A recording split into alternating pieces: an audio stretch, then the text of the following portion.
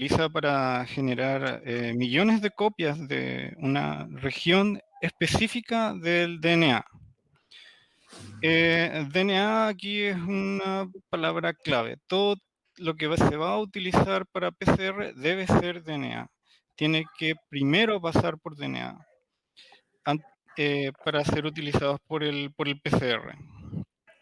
Y bueno, en esta sección que les voy a hablar, eh, trataremos sobre el origen de la técnica de PCR, los principios que hay detrás, por qué funciona y cómo funciona. Bueno, antes que nada, decir que Mauricio, disculpa que te sí, interrumpa, que el micrófono está demasiado cerca de tu boca, parece. ya se me Entonces escucha suena, chicharrea un poco. ahí. Sí, ahí parece que está. em, ¿Cómo se llama? La, la técnica de PCR se basó en una serie de descubrimientos que se fueron acumulando con el tiempo, descubrimientos, información que se fue acumulando con el tiempo y, por ejemplo, la maquinaria de replicación sobre la cual se basa es una maquinaria gigantesca y compleja. Y los primeros intentos de la prueba de concepto que se hizo del PCR es un sistema muy básico, muy simple y un poco enclenque.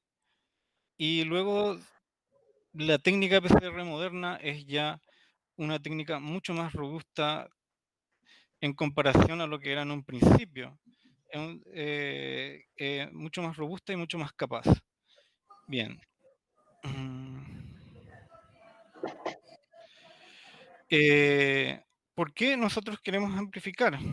Bueno, hay varias razones por las que uno necesita o quiere amplificar.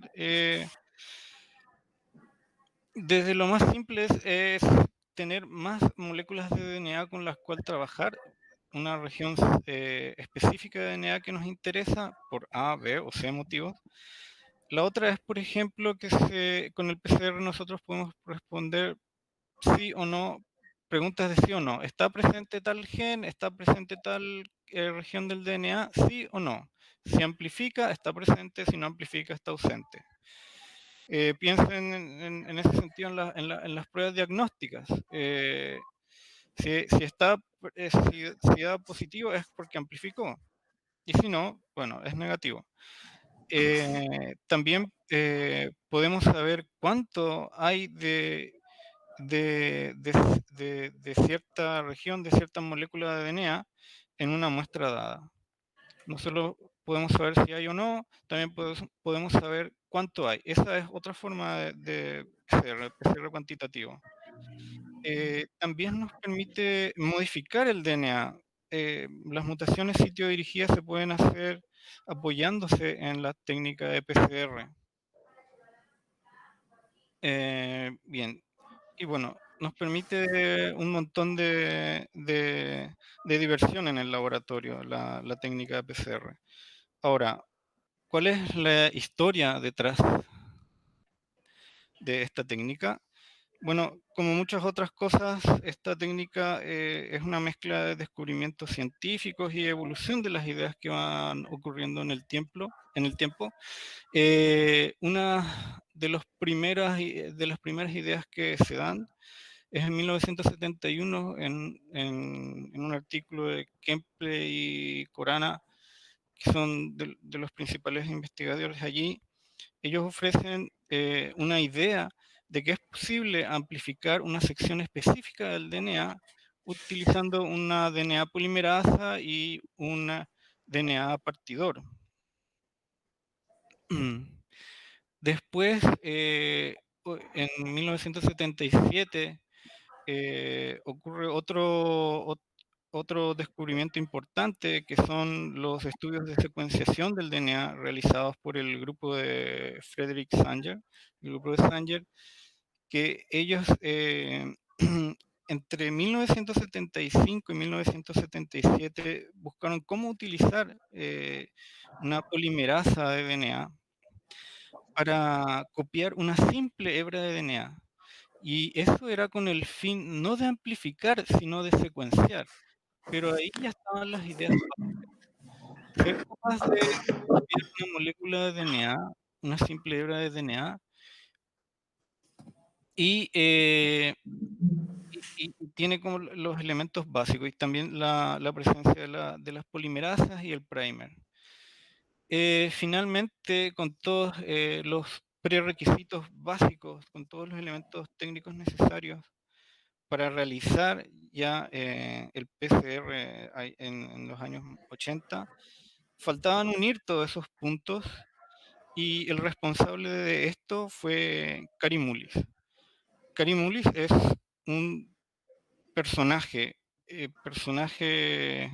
pintoresco en el área de la biología molecular.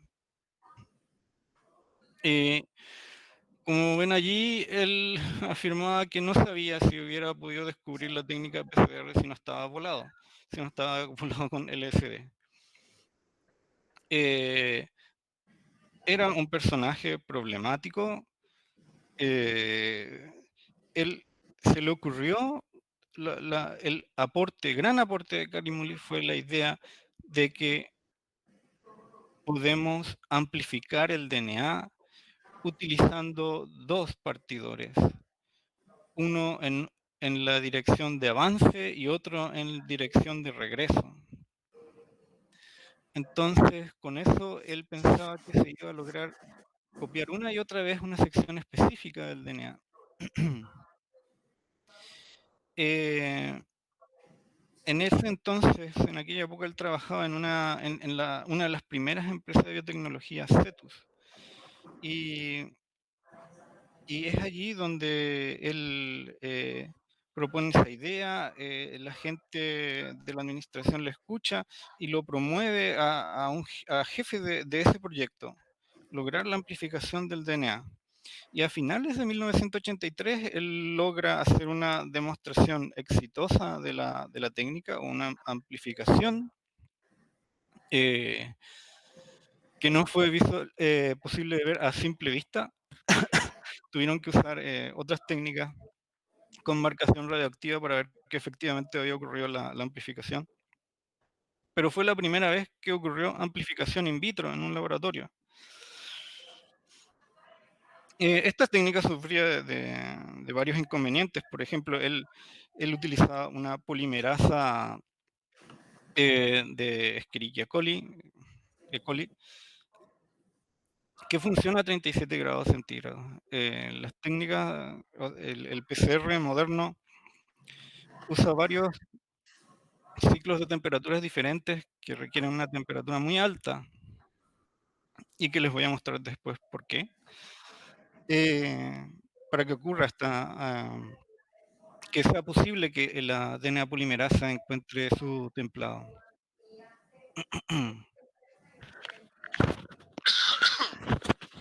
Bien.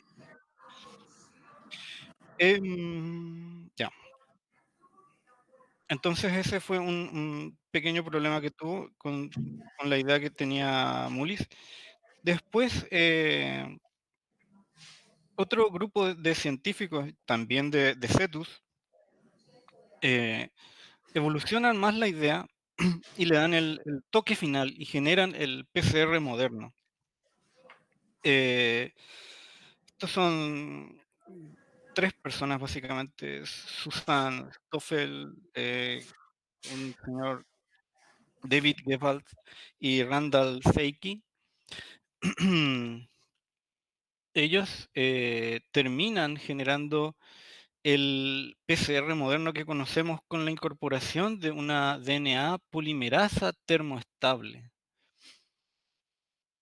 Y aquí en rojo está Seiki y están otros eh, de los primeros artículos con la publicación de las primeras amplificaciones de DNA por PCR. Entonces, ese grupo de gente pone la guinda a la torta del PCR, que es con la incorporación de una DNA polimerasa eh, termoestable, tolerante a la temperatura. Bueno, pero ¿qué hay detrás entonces del PCR? Uno de ellos es el DNA. El DNA es el material templado que queremos amplificar, es el material genético de todos los seres vivos conocidos. Y dicho sea de paso, los virus no se consideran seres vivos, son seres que están activos o inactivos. Y bueno, en esta diapositiva lo que se muestra es eh, una microfotografía del lado derecho y al lado se muestra un esquema. Y en él se ve un DNA que está en estado relajado, está en forma circular allí, y otro que es el DNA estructurado en su forma natural, que es el estado súper enrollado. Esa es la forma normal en que se encuentra en las células. Bien, ¿qué tiene el DNA? Básicamente el DNA es normalmente una doble hebra, eh, an- y cada una de estas hebras es antiparalela, corren en dirección 5' a 3', y como les mencionaba, van en dirección antiparalela. También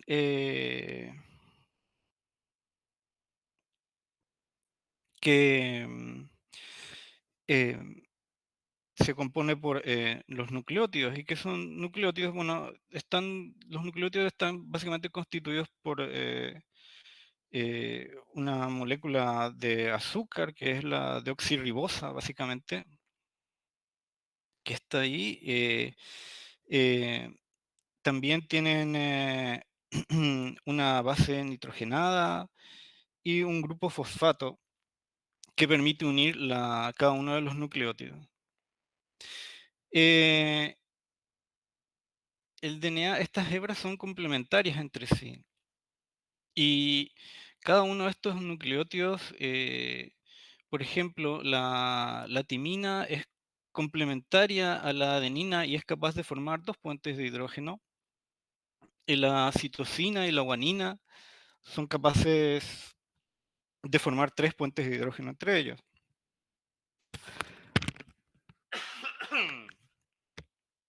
Bien, por su parte,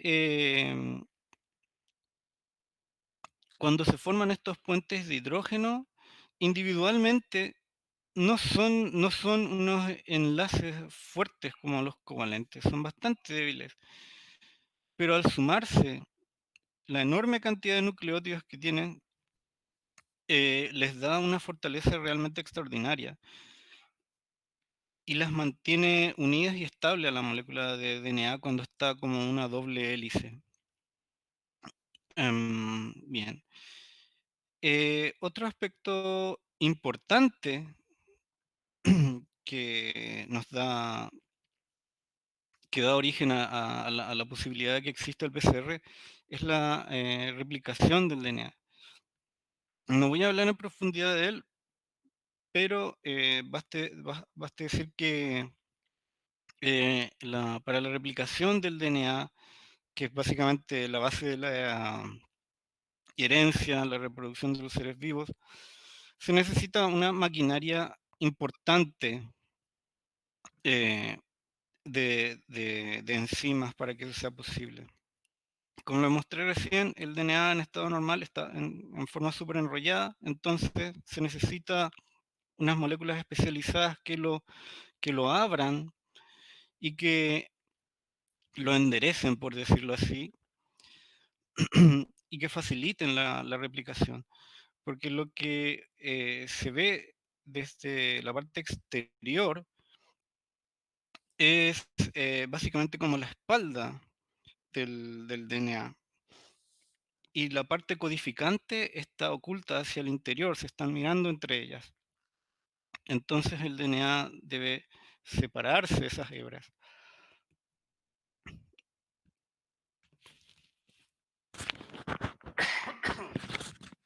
Bien, y existe una maquinaria importante para ello que consiste de un grupo muy importante de enzimas que se encargan de abrir, estabilizar, separar el DNA. Y también están las DNA polimerasas, que son las que se encargan de hacer el copiado per se del DNA y que son y que constituyen la base de la técnica del PCR. Mm, mm. En el PCR se la primera idea que tuvo el señor Karimulis fue utilizar el fragmento de Clinó, que es un PCR, que es una DNA polimerasa de coli. Coli es una bacteria que crece a 37 grados centígrados. Sus proteínas están adaptadas para funcionar a esa temperatura. Y él tenía problemas porque para abrirse el DNA necesitas toda esa maquinaria especial. Y no había manera de proporcionar toda esa enorme cantidad de enzimas para hacer un copiado de DNA. La única manera eh, pro- era la fuerza bruta, abrir el DNA con temperatura, calentando la muestra y que se separen las hebras de DNA. Pero al hacer esto, la polimerasa de coli dejaba de funcionar, se denaturaba.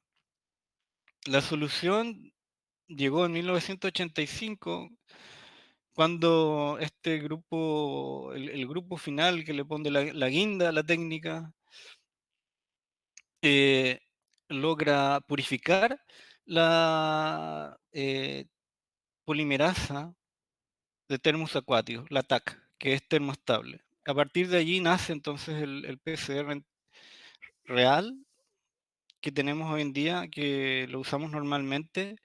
Y esta técnica tiene básicamente eh, tres pasos. Una que consiste en la denaturación del DNA templado a alta temperatura, que son entre 95 y 98 grados centígrados, donde ocurre la separación de las hebras. Y luego viene la unión de los primers, los partidores, que a partir de los cuales se produce la polimerización del DNA mediante la TAC. Y, eh, y bueno, ahí está la sección del annealing, unión de los primers al DNA templado, y la extensión por la TAC polimerasa per se, que ya funciona a unos 72 grados centígrados. Este ciclo se repite varias veces, entre 10 a 30 o 40 veces incluso. Y como les mencionaba anteriormente, al principio esta técnica era bastante casera, rudimentaria, como prueba de concepto, y uno tenía que hacer el traspaso de temperatura de manera manual, de la denaturación al paso del annealing, al paso de la extensión. Hoy día contamos con aparatos que son muchísimo más modernos y capaces que hacen todos estos pasos en un solo equipo, de manera automática y con muchas más funcionalidades. Y finalmente el producto es un DNA amplificado.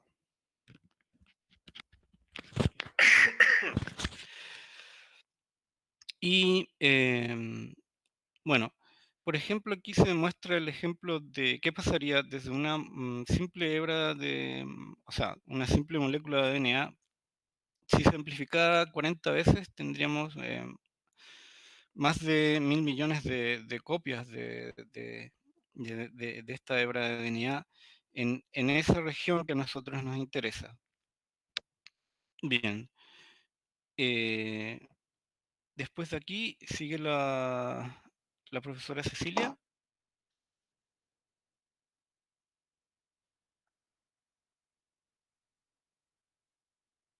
Tiene que encender el micrófono, Cecilia.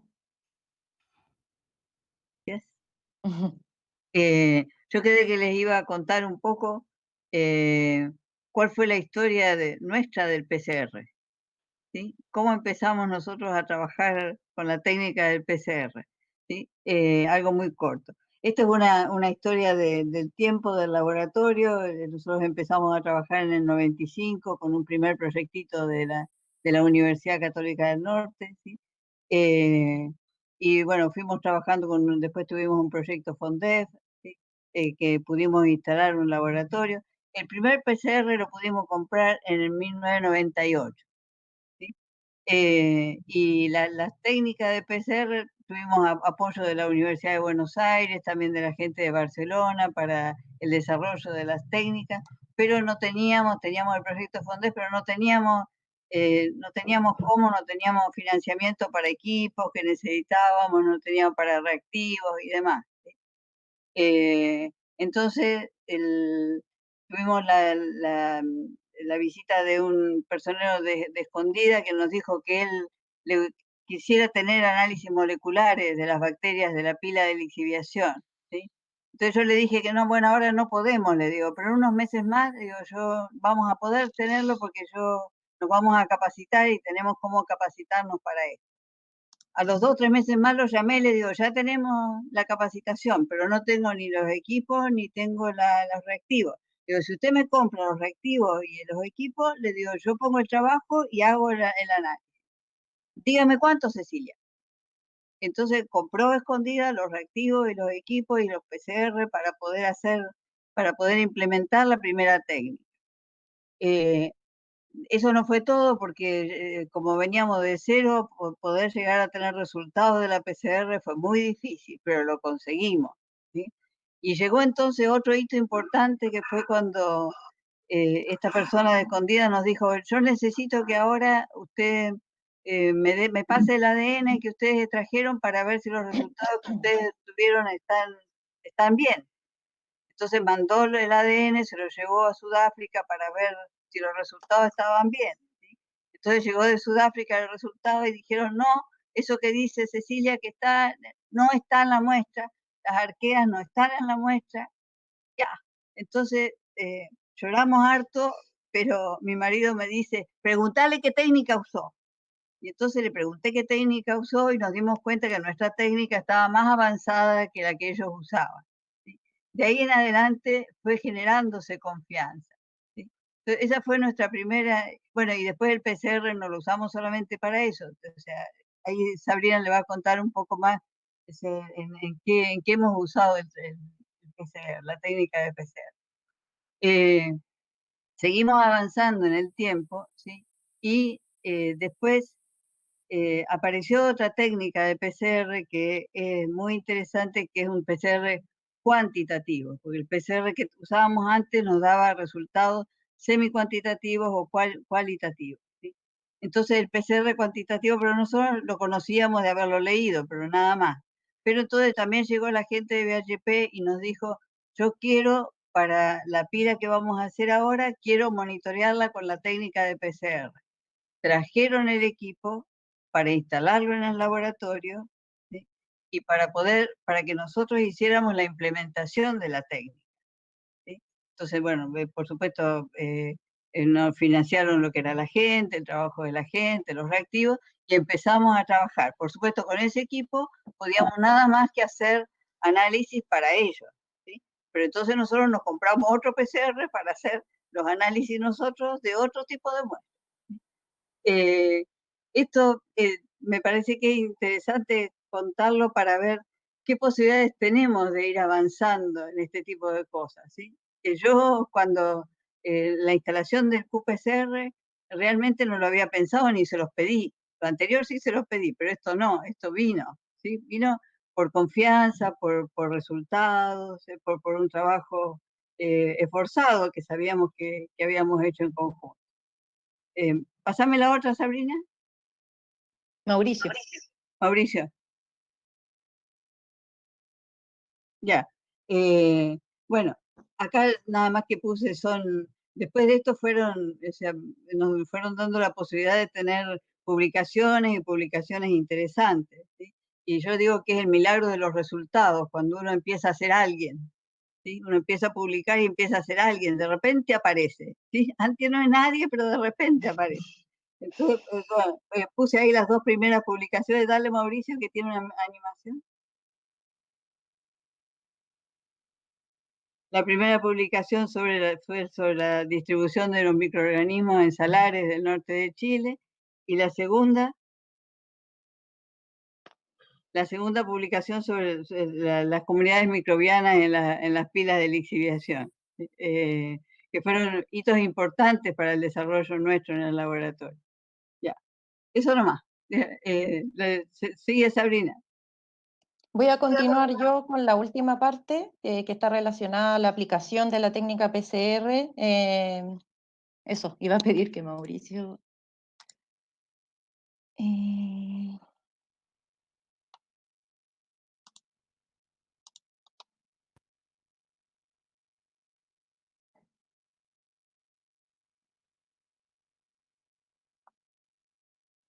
¿Pueden ver todos? Sí, ¿Quedé en la misma diapositiva que estaba usted? sí. Ya. Entonces vamos a un poco el detalle de las aplicaciones, tanto en el ámbito de la ciencia y de la adquisición del conocimiento, como también en el ámbito de los desarrollos biotecnológicos en las que nos hemos apoyado en la técnica de PCR. Como Cecilia mencionaba, en el año 2004-2005 sale este primer estudio, después de todo el esfuerzo que ella mencionó de colaboraciones nacionales e internacionales para poder desarrollar esta técnica, para estudiar la diversidad microbiana en el desierto de Atacama y en el altiplano. En este caso se estudiaron el salar de Ascotán, el salar de Yamará, y se analizó con una técnica que está asociada a la PCR, que se llama DGGE, que es un gel con gradiente denaturante. Primero se hace la PCR siguiendo todo el procedimiento que explicó Mauricio para amplificar un gen, que en este caso es el gen 16S, que es conservado entre las bacterias y permite identificarlas a nivel de especie. Entonces se amplifica este gen y se corre en un gel de gradiente denaturante con el fin de todos estos amplicones que va a tener como resultado la PCR, cada uno de ellos pertenecientes a distintas especies y tipos de microorganismos, queremos identificar cuál es la secuencia de ellos para poder identificar el microorganismo que está en la muestra. En los distintos sitios de muestreo, se extrae la muestra que se quiere estudiar, que puede ser una muestra del agua del salar, o también puede ser una muestra de sedimento. En este caso fueron estudiados los sistemas acuáticos de las lagunas salinas. Se realiza la extracción del ADN total, el aislamiento del ADN, como les comenté, la PCR convencional, ocupando estos partidores universales, y la DGG. Este es el resultado que se obtiene. Cada una de estas secuencias tiene una secuencia nucleotídica distinta y este gradiente en gel denaturante permite separarlas.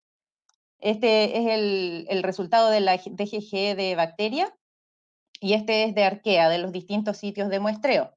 Luego viene la visualización, que es esta misma que ustedes están viendo ahí. Se cortan estas bandas, se vuelven a amplificar mediante la PCR y se envían a secuenciación, como les dije anteriormente, para conocer la secuencia nucleotídica y luego, con el apoyo de las bases de datos, poder identificar a qué corresponden, a qué especie corresponden. Y este es el resultado que se tiene más o menos. Acá tenemos el salar de Yamará, el salar de Ascotán y el salar de Atacama, y en porcentaje las distintas abundancias que habían de los distintos tipos de microorganismos, como proteobacterias, algunas microalgas, aloarqueas, entre otros. También se han hecho estudios de diversidad microbiana en colaboración con el SETI de la NASA, que ellos trabajan principalmente en búsqueda de vida o de vestigios o señales de vida en Marte, en los ambientes extremos del desierto de Atacama. En este caso fueron campañas que se realizaron a la laguna que está en el volcán de Aguascalientes, que se llama la laguna Simba, y también en la laguna que está en el volcán Licancabur. Estos ecosistemas son muy interesantes, siempre han sido muy interesantes para la NASA porque simulan, son ambientes análogos al de Marte debido a la alta radiación ultravioleta que tienen. Además de poder conocer mediante también la técnica de DGGE la diversidad microbiana que había en el lugar, también se puede hacer un estudio de los tipos de genes asociados a los distintos metabolismos. En este caso, a los metabolismos asociados al ciclo del azufre. Y se veía cómo la distribución de los microorganismos en los distintos puntos de muestreo de las lagunas y además los genes asociados al metabolismo del azufre conversaban y daban una idea de cómo funcionaba este tipo de sistema. Son solo unos ejemplos para no extender tanto la presentación básicamente era resumir cómo la PCR y técnicas que están asociadas a ella, yo acá les presenté la de GGE, pero como comentó Mauricio, hay técnicas de secuenciación, las de clonación, todas ellas llevan dentro de la técnica, dentro del procedimiento involucrado el PCR. Y esto ha permitido realizar análisis de diversidad microbiana, diversidad metabólica en ambientes extremos y en distintos tipos de ambientes, pero en la zona, en el norte grande, el Centro de Biotecnología juntó todos estos estudios que se han realizado tanto dentro del grupo de estudio del centro como a nivel regional, nacional e incluso internacional para hacer un mapa de diversidad microbiana. Este es un producto que se tiene de todos los trabajos que se han hecho que llevan involucrada la técnica de PCR. En este mapa ustedes pueden ver todos los puntitos rojos y azules que están ahí, corresponden a estudios nacionales o internacionales que se han realizado de la biodiversidad microbiana, tanto de la biodiversidad de especies como la metabólica. Y si se seleccionan los puntos, se puede ver ahí el nombre del estudio al que está asociado y también lo lleva el link de la publicación. Y esta es una forma en la que converge toda esta investigación y todo este conocimiento para generar esta herramienta, porque hoy en día está muy no quiero decir de moda, pero se le ha dado gran relevancia al rol que cumplen los microorganismos, tanto en los sistemas naturales como incluso hasta en nuestro propio organismo. Además de conocer la diversidad microbiana en términos de composición y de diversidad de especies, la PCR también y las técnicas que derivan de ella, de la PCR, también ayudan al estudio, al conocimiento en el estudio de los metabolismos microbianos en sistemas naturales. En este caso, esta es una publicación que estudia los genes asociados a la reducción, oxidación y extrusión del arsénico en un amplio rango de concentración de arsénico, en el salar de Ascotán, en el geyser del Tatio y en el salar de Atacama. No sé si alcanzan a ver, ahí se ve pequeñito, pero ahí están, quise poner esta diapositiva para que vean la secuencia de los primers, que son estas que están acá. Son todas secuencias nucleotídicas de no más de 20 pares de base específicas para un gen, y en este caso para los genes que estaban descritos en ese momento en la literatura que participaban en el metabolismo del arsénico de los microorganismos. Además, también se obtuvieron resultados de la diversidad microbiana asociado a este gradiente de concentración de arsénico. Y aquí está el resultado de la abundancia que había de los distintos genes asociados al metabolismo del arsénico en relación a la distribución del arsénico. La gracia de este estudio es que durante mucho tiempo el gen ARC, el GRX, era el que estaba descrito como el gen que se expresaba ante la resistencia a la toxicidad del arsénico. Y como ustedes pueden ver ahí, el gen no se veía o no estaba presente y por mucho tiempo no lo encontraron y no se sabían a qué se debía. Y luego buscando en la literatura y estudiando, Cecilia junto a colaboradores encontró otro grupo de genes que también podrían estar asociados a este metabolismo, y efectivamente sí se ve una mayor abundancia de ellos en las zonas donde hay más arsénico, y ya empezaron a tener un modelo un poco más completo de lo que era el funcionamiento metabólico de las bacterias que oxidan, reducen arsénico. Aún hasta hoy se abre una línea de investigación que tiene que ver con el estudio de los genes asociados a este metabolismo, y actualmente todavía se está estudiando e identificando el rol de cada uno de estos genes en la reducción y la oxidación del arsénico. Bueno, hasta acá hemos visto un poco lo que tiene que ver con la técnica de PCR, que está asociada a otras técnicas, ¿cierto? La de GGE, secuenciación, que permiten ver análisis de diversidad microbiana, análisis de estudios de metabolismos, todo esto en ambientes naturales, en ambientes extremos, particularmente en el norte de Chile, que tienen gran relevancia en términos tanto de la adquisición de conocimiento como de la búsqueda de vida en otros planetas, en Marte, y también para desarrollos biotecnológicos, pero también la técnica ha sido de gran utilidad en procesos industriales. El proceso en el que se ha trabajado durante largo tiempo en el Centro de Biotecnología en el proceso de biolixiviación de cobre de Minera Escondida. Este es un pequeño resumen del proceso, donde está el material ROM, ¿cierto? La pila, que es esta que ustedes ven acá, donde se alimenta con solución ácida, y es aquí donde se encuentran los microorganismos que a través de su metabolismo, de oxidación de hierro y de oxidación de azufre, además de las condiciones operacionales que se le da a la pila, permiten lixiviar el cobre del mineral, y eso luego pasa a una extracción por solvente, al electrowinning, para finalmente terminar en los cátodos de cobre. Pero los microorganismos se encuentran en la pila, y acá abajo de la pila sale la solución enriquecida de cobre, y en ella también todos los microorganismos que arrastra esta solución ácida que viene irrigando desde la parte superior. En el año 2005 se publicó por primera vez la caracterización molecular de la población que habitaba en la pila de Minera Escondida. Esto fue en la pila demostrativa, antes de la pila industrial. Y también con la misma técnica que les mencioné anteriormente, se obtuvo esta solución de PLS, se le extrae el ADN, se realiza la PCR, se realiza la DGGE, y a través de la DGGE todas estas banditas se cortaron, se reamplificaron, se mandaron a secuenciar, y fue posible identificar cuáles eran las especies que estaban en ese sistema y la abundancia.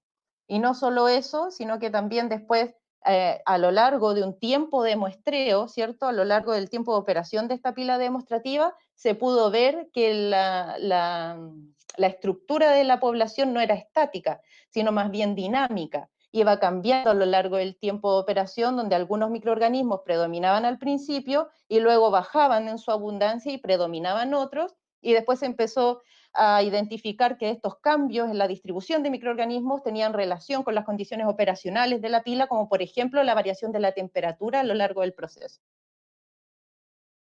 Esto permitió llamar la atención en este momento de Minera Escondida. Se dio cuenta que los microorganismos eran una parte relevante dentro del proceso y de la productividad del mismo, y en colaboración con el centro se generó un sistema de monitoreo ya en la pila industrial, un monitoreo mensual donde cada mes se tomaban muestras del PLS, que es la solución de salida, la solución lixiviada, y se realizaba todo el procedimiento de extracción de ADN, y en este caso con otra técnica, con la técnica de qPCR, que es la PCR cuantitativa que mencionaron anteriormente, se podía ya no identificar, porque ya sabíamos lo que había en la pila, sino ahora cuantificar cada uno de los componentes de la comunidad que estaba habitando la pila.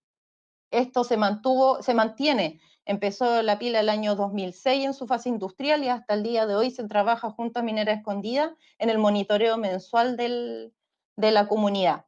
Y esto ha ayudado a tomar muchas decisiones durante el proceso y a optimizar el proceso de obtención de cobre. Además del monitoreo microbiológico asociado a la abundancia de las especies, de las distintas especies que participan en este proceso, en los últimos 4 años se comenzó a utilizar esta misma técnica de PCR y de qPCR, pero ahora para estudiar los metabolismos clave, la actividad metabólica de los microorganismos en este mismo proceso.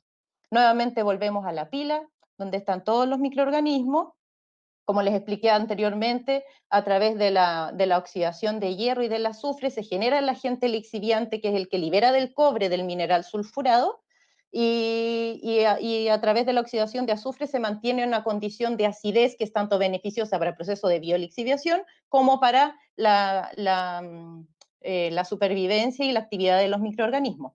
Para que el sistema sea productivo, para que el sistema mantenga o mejore la recuperación de cobre, necesitamos microorganismos que tengan buen crecimiento y actividad metabólica. En la medida que esto empiece a disminuir, esto se va a ver reflejado en la productividad del proceso.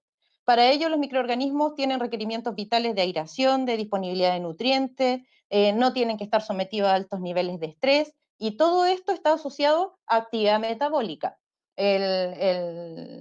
La aireación de la pila afecta a los microorganismos que son aeróbicos o anaeróbicos. La cantidad de hierro y azufre que está disponible en la pila afecta su metabolismo energético. La disponibilidad de amonio afecta a la fijación de nitrógeno en el caso de los organismos autótrofos. Y así, hay muchos metabolismos involucrados que están directamente relacionados con las condiciones operacionales de la pila. Entonces aquí se junta los microorganismos y sus condiciones necesarias para vivir y estar activos y el sistema productivo. Para ello, nosotros identificamos genes que están asociados a estos metabolismos para lograr identificar marcadores moleculares que permitan lograr una detección temprana al momento, lograr una detección de un problema cuando los microorganismos avisen y no al final del proceso cuando se ve una disminución en la producción del cobre. Por ello, para tomar medidas oportunas dentro del proceso de biolixiviación. En este caso, la metodología fue identificar los genes candidatos de estos distintos metabolismos, ¿cierto?, en la literatura, diseñar los partidores asociados o sea, los partidores que permitan amplificar los genes asociados a estos metabolismos, y esta amplificación también se realizó por QPCR, por RT-QPCR, y se obtuvieron análisis de expresión relativa de genes, primero para identificarlos en condiciones controladas. Nosotros controlamos con o sin oxígeno, con más amonio o sin amonio en el caso de los nutrientes, con más sulfato o menos sulfato en el caso del estrés osmótico, para identificar cuándo estos genes se sobreexpresan o se subexpresan, y luego de identificarlos en condiciones controladas en el laboratorio, en columna, poder validarlos a nivel industrial en la pila. Estos son algunos resultados de marcadores que encontramos asociados a la disponibilidad de oxígeno en una de las especies, que es Leptospirillum ferrifilum. Tenemos dos genes que siempre se sobreexpresaron únicamente en condiciones de aireación y siempre se subexpresaron en condiciones donde no había aireación, tanto en experiencias de reactores, ocupando la especie en cultivo puro, en las experiencias de columnas que le mencioné anteriormente, y finalmente en la pila industrial. Lo mismo conseguimos, este es un ejemplo de ciertos genes que están asociados al estrés osmótico, ¿cierto? Algunos de ellos se sobreexpresaban sobre ciertos niveles de sulfato, siempre, también en el caso de cultivos puros, de las columnas de biolixiviación, y después también los validamos a nivel industrial. Mantuvieron la misma tendencia de comportamiento en respuesta a las distintas condiciones de sulfato. Y así logramos diseñar un arreglo de PCR validado a nivel industrial para la pila de biolixiviación de minera escondida, que involucraba genes asociados a los metabolismos relacionados con la disponibilidad de oxígeno, con la disponibilidad de nutriente amonio, con la disponibilidad de hierro y azufre, de CO2, estrés osmótico y estrés general. Tenemos una batería de genes en este momento que nosotros podemos tomar la muestra de la solución lixiviada de la pila. En este caso extraemos el ARN, luego hacemos una transcripción reversa para pasarlo a ADN, y a través de la técnica de PCR podemos realizar análisis de expresión que nos permiten determinar o ver o inferir en qué condición metabólica se encuentra la pila antes de que se vea reflejado algún proceso en el sistema productivo. Y este es el resultado final. de todos los resultados que les he mostrado de la fase industrial, que tenemos todos los análisis, el monitoreo poblacional, ¿cierto? La dinámica de la población a lo largo del proceso, el monitoreo metabólico, ambas cosas generaron una base de datos. La base de datos poblacional, por supuesto, es más grande porque es desde el año 2006 al 2020 y la metabólica es desde el 2014. Y actualmente todavía seguimos tratando para seguir alimentando, o sea, seguimos trabajando para seguir alimentándola. Y con estas dos bases de datos y otras herramientas de inteligencia artificial, modelos predictivos, árboles de decisión, machine learning, junto con los datos operacionales físico-químicos de la pila, se logró hacer este sistema de apoyo a la toma de decisiones. Es un sistema informático que posee la base de datos, una base de conocimiento, y aquí se pueden ver los 5 módulos que se han desarrollado hasta ahora, que están asociados al impacto de la mineralogía en el comportamiento metalúrgico, a la actividad microbiana basada en la oxidación, al efecto de la temperatura en la pila y en el estudio la información que nos entregan los marcadores genéticos respecto a la condición metabólica de la pila. Estos 4 módulos tienen información o del